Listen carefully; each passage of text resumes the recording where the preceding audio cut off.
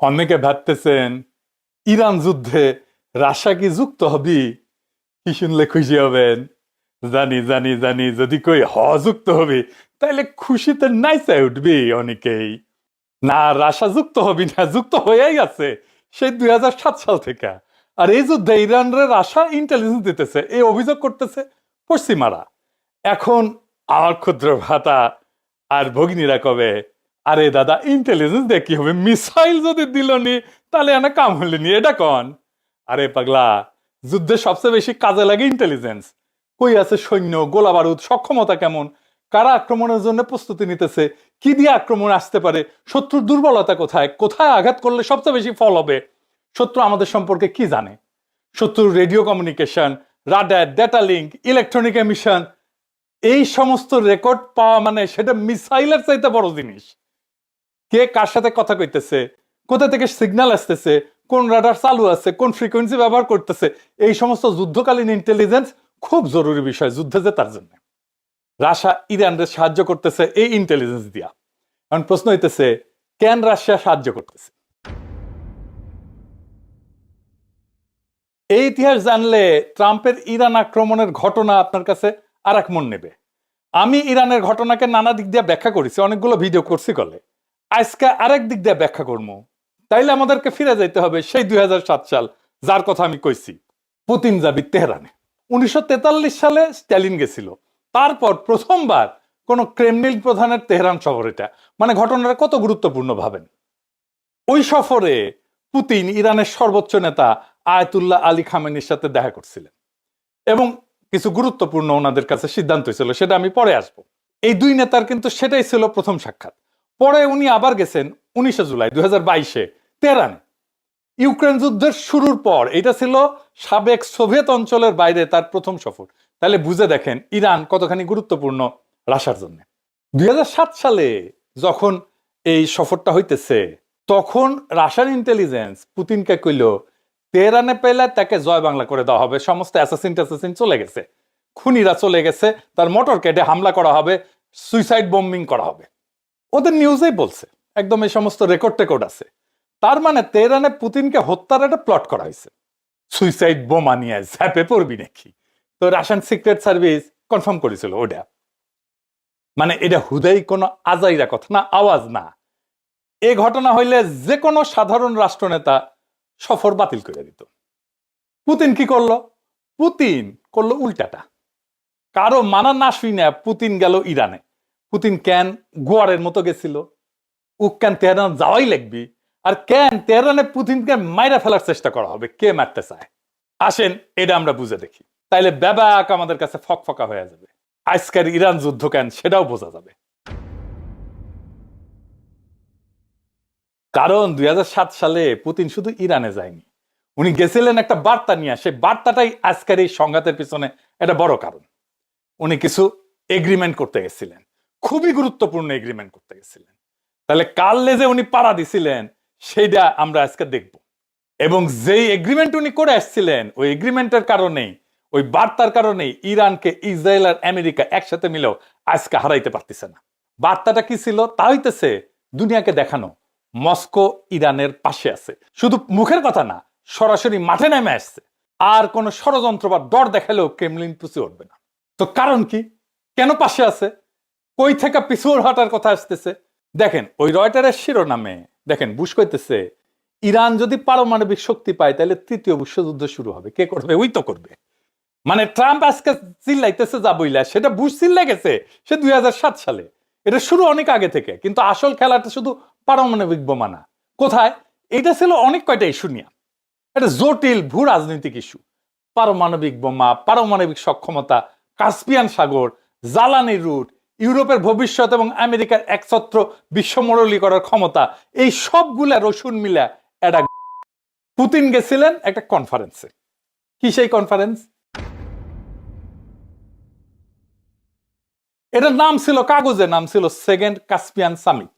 মানে কাস্পিয়ান অঞ্চলের দেশগুলোর দ্বিতীয় সম্মেলন। শুনতে সাধারণ একটা আঞ্চলিক সম্মেলনের মতো লাগে, আমাদের যেমন সার্ক টার্ক আছে না, আসিয়ান, এগুলো আছে না, ইনকা আর কি।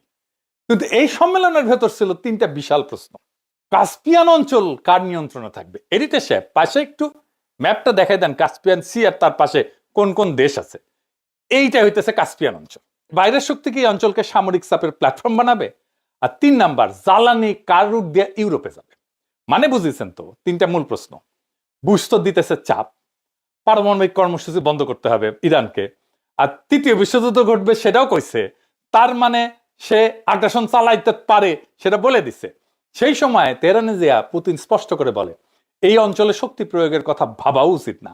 জোর দিছিলেন যে কাস্পিয়ান অঞ্চলের রাষ্ট্রগুলোর শান্তিপূর্ণ পারমাণবিক কর্মসূচি চালানোর অধিকার আছে। এই যে সেকেন্ড কাস্পিয়ান সামিট, এখানে আসলে কি আলাপ আর কি বোঝাপড়া হয়েছিল, কারা কারা এসেছিল? মূল ইস্যুটা হইতেছে তুর্কমেনিস্তানের গ্যাস। এখন আবার ক্ষুদ্র ভ্রাতার ভগিনীরা কবে দাদা তুর্কমেনিস্তানের গ্যাসে কি মধু আছে? আছে তো।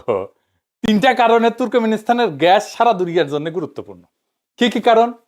1 নাম্বার কারণ, মজুদ অনেক বড়। তুর্কমেনিস্তান গরিব একটা দেশ, ছোট রাষ্ট্র, কিন্তু গ্যাসের দিক দিয়ে ছোট না, প্রচুর গ্যাস ওর পেটের। গরিবের বউ সবার ভাবি লাগে না, উনকে আর কি। এই কারণে ইউরোপ, রাশিয়া, চীন, দক্ষিণ এশিয়া সবাই এটারে সম্ভাব্য বড় সাপ্লায়ার হিসাবে দেখে। বড় রিজার্ভ মানে ছোটখাটো রিজার্ভ না, 1-2 বছরের জন্য না, বহু বছরের জ্বালানি প্রবাহের সম্ভাবনা দেয় তুর্কমেনিস্তানের গ্যাস। 2 নাম্বার, এইটা সোর্সিং এর ডাইভার্সিফিকেশনের চাবি। মানে আমি একটা জায়গা থেকে আটকে যেতে চাই না, আর একটা জায়গায় আমি যাইতে চাই সোর্সিং এ, সেইটার একটা চাবিকাঠি। ইউরোপ বহুদিন ধরে রাশিয়ার বাইরে বিকল্প গ্যাসের উৎস খুঁজতেছে। ইউরোপীয় পার্লামেন্টের নথিতে স্পষ্ট করে কওয়া আছে যে পাইপলাইন দিয়া, যার নাম ট্রান্স কাস্পিয়ান, মানে কাস্পিয়ানের মধ্যে দিয়া পাইপলাইন করে গ্যাস ইউরোপে নামা, যাতে রাশিয়ার ট্রানজিট ছাড়া, রাশিয়ার মধ্যে ছাড়া সাউদার্ন গ্যাস করিডোরে তুর্কমেনিস্তানের গ্যাস ঢোকানো যায়। অর্থাৎ তুর্কমেন গ্যাস শুধু জ্বালানি না, রাশিয়ার নির্ভরতা কমানোর একটা অস্ত্র ছিল। 3 নম্বর হইতেছে ভৌগোলিক অবস্থান, এটাকে আরো গুরুত্বপূর্ণ বানায়। তুর্কমেনিস্তান ল্যান্ডলক, মানে চারদিকে কোনো সমুদ্র নাই কিন্তু তুর্কমেনিস্তানে। তাই গ্যাস বেচতে হইলে পাইপলাইনই প্রধান ভরসা। মানে গ্যাস যত গুরুত্বপূর্ণ, রুট তার চেয়ে গুরুত্বপূর্ণ, বুঝলি চাও? অন্য কোনো দিক দিয়ে তো বের করা যাবে না। রাশিয়া চায় যে গ্যাস তার নেটওয়ার্ক দিয়ে ইউরোপে যাক, এই তুর্কমেনিস্তানের গ্যাস। পশ্চিম চায় কাস্পিয়ান পাড়ায় আজারবাইজান দিয়ে তুরস্ক হইয়া তারপরে যাক। পরে চীনও তুর্কমেন গ্যাসের বড় ক্রেতা হয়, ফলে তুর্কমেনিস্তানে এক ধরনের এনার্জি ক্রস রোডে পরিণত হয়। তুর্কমেনিস্তানের গ্যাস নিয়ে 2টা আলাদা ভূ রাজনৈতিক পরিকল্পনা ছিল। একদিকে রাশিয়া চাইতো, এদিকে লেখেন এডিটর সাহেব, তুর্কমেন গ্যাস রাশিয়ার রুট আর রাশিয়ার নেটওয়ার্ক দিয়ে পশ্চিমে যাবে। অন্যদিকে পশ্চিম, বিশেষ করে ইউরোপ এবং আমেরিকা সমর্থিত মহল চাইতো তুর্কমেনের গ্যাস কাস্পিয়ান প্যারায় আজারবাইজান হয়ে তুরস্ক হয়ে ইউরোপে যাবে, যাতে রাশিয়াকে বাইপাস করা যায়। তার মানে রাশিয়ান পরিকল্পনা ছিল তুর্কমেনিস্তানের গ্যাস, কাজাকিস্তানের গ্যাস, এই 2টার গ্যাস কাস্পিয়ান উপকূল ধরে রাশিয়ার পাইপলাইন নেটওয়ার্ক, তারপরে ইউরোপ। এটা হইতেছে সহজ রাস্তা, সিরাতুল মুস্তাকিম।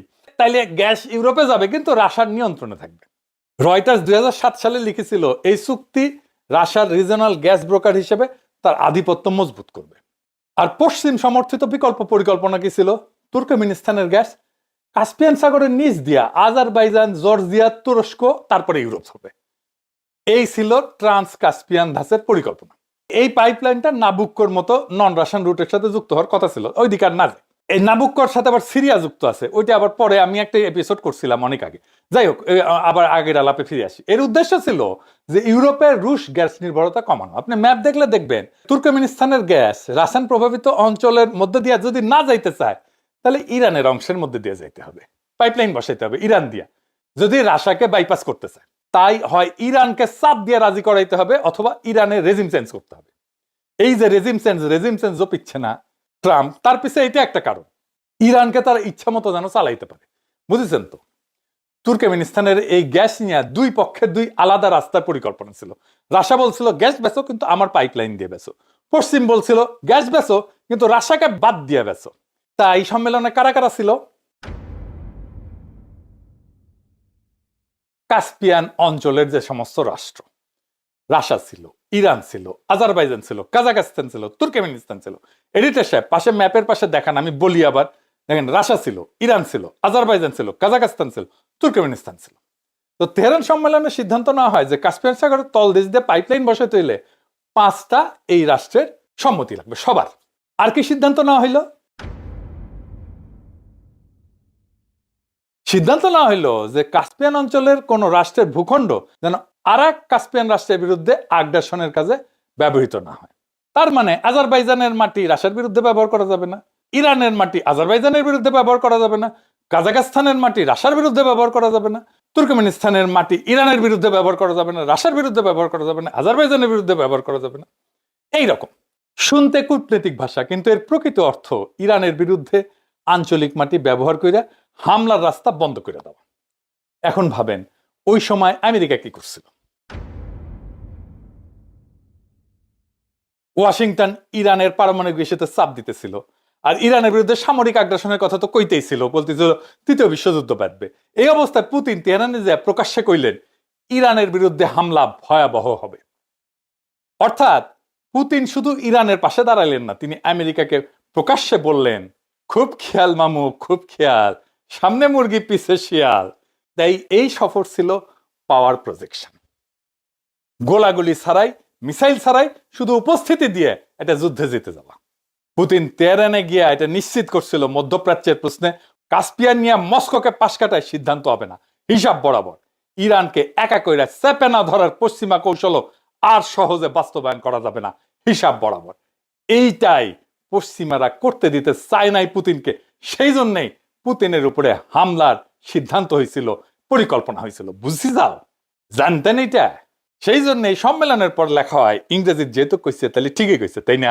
Caspian summit, a triumph for Iran and a victory for Russia. মানে কাস্পিয়ান সম্মেলন ইরানের সাফল্য গাথা আর রাশিয়ার বিজয়ের লাশ। কারণ এই সামিট শুধু ছবি তোলার মঞ্চ ছিল না, এটা ছিল রিজিওনাল অ্যালাইনমেন্টের মঞ্চ। শুধু এইটুকুই না, আরো দুইটা ডিল করে রাশিয়া ইরানের সাথে, খামেনির সাথে দেখা কইরা। সেটা কি কি? সেটা হইতেছে পশ্চিম আমেরিকা যদি ইরানের উপরে কোনো পারমাণবিক শক্তির প্রশ্নে স্যাংশন দেয়, তাইলে রাশিয়া ভেটো দিবে জাতিসংঘে, আর ইরানকে S-300 মিসাইল ডিফেন্স সিস্টেম দিবে। এখন যদিও S-400 এসে গেছে, কিন্তু ওই টাইমে S-300 ছিল সবচেয়ে অ্যাডভান্স মিসাইল ডিফেন্স সিস্টেম। কিন্তু এখন আর একটা সূক্ষ্ম বিষয় আছে, রাশিয়া কি ইরানকে ভালোবেসে এটা করেছিল? না, ভূ রাজনীতিতে প্রেম বলে কিছু নাই।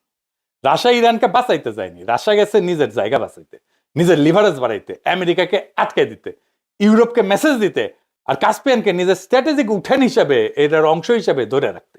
তাই পুতিনের তেহরান সফর কোনো রোমান্টিক অ্যালায়েন্স ছিল না, এটা ছিল হার্ড ক্যালকুলেশন, শক্ত অঙ্ক কষে এটা বের করেছিল। ইরানকে পুরোপুরি ছাড়বে না, আবার পুরোপুরি মুক্তও করবে না, সাপোর্ট করবে কিন্তু কন্ট্রোল হারাবে না। এই হইতেছে এটা রাশিয়ান স্টাইল, এটা মাথায় রেখেন। রাশিয়া এইভাবে কাজ করে। আর এই জায়গাতে আমেরিকার জন্য সমস্যাটা শুরু। কেন? কারণ আমেরিকার অভ্যাস ছিল একটা রাষ্ট্রকে আইসোলেট করো, স্যাংশন দাও, মিলিটারি থ্রেট দাও, তারপর নেগোসিয়েশন টেবিলে এনে বসাও, তারপরে আমি এটা নেগোসিয়েট করে ফেলবো আমার ফেভারে। কিন্তু তেহরানে পুতিনের উপস্থিতি সেই স্ক্রিপ্টে ফাটল ধরাই দিল। পুতিন বললেন না, এই ফাইল একা তোমাদের না, এখানে রাশিয়া আছে, এখানে কাস্পিয়ান আছে, এখানে এনার্জি আছে, এখানে রিজিয়নাল স্টেটস আছে, তার হিস্সা আছে। তাই ইরানের এই যুদ্ধ চলতেছে, এটাতে রাশিয়া আছে অনেক আগে থেকে, এই যুদ্ধে চায়নাও আসবে। এই যুদ্ধ ট্রাম্প যদি না থামায় তাহলে এই যুদ্ধ দীর্ঘায়িত হবে, ইরান হারবে না। এই যুদ্ধে ইরানকে বিজয়ী হইতেই হবে। ইসরায়েলের সকল শয়তানিকে রুখে দেওয়ার হিম্মত আছে একমাত্র ইরানের, ওদেরই সেই হ্যাডম আছে। ইরান জিতলে ফিলিস্তিন মুক্ত হবে, মাথায় রেখেন। সারা দুনিয়া মুক্তিকামী মানুষেরা ইরানের পাশে দাঁড়াবে। এই ইরানের বিরোচিত লড়াইয়ের পক্ষে অবস্থান না নিয়ে আমেরিকার ইসরায়েলের ভাষায় বিবৃতি দেওয়া আমেরিকার ইন্ডিয়ার সেবাদাস বিএনপি সরকারকে নিন্দা জানাই। সেই জন্য আমাদের মাথা হেট কইরা দিচ্ছে তারেক রহমানের সরকার। বাংলাদেশের মানুষ দৃঢ়ভাবে ইরানের উপরে আমেরিকার ইসরায়েলের আগ্রাসনের বিরুদ্ধে দাঁড়াতে হবে। আগামী সংসদ অধিবেশনে বিরোধী দলকে অবশ্যই সরকারের কাছে ব্যাখ্যা চাইতে হবে, কেন অগ্রহণযোগ্য বিবৃতি দিল আন্তর্জাতিক আইনের লঙ্ঘন কইরা, কেন ইরানের উপরে হামলা এবং আগ্রাসনের বিরুদ্ধে বিবৃতি দিল না, কেন ইরানের সর্বোচ্চ নেতাকে বোমা মেরে হত্যা করার বিরুদ্ধে বিবৃতি দিল না। এই অভিযোগে আলোচনা করতে চাইতে হবে বিরোধী দলকে। সময় না দিলেও